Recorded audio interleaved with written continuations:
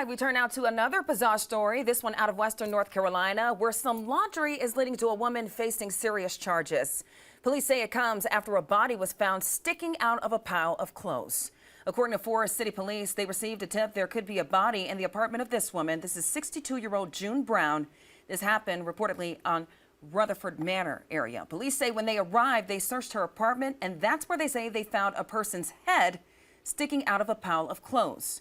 Investigators say they believe the person died within a day of being found.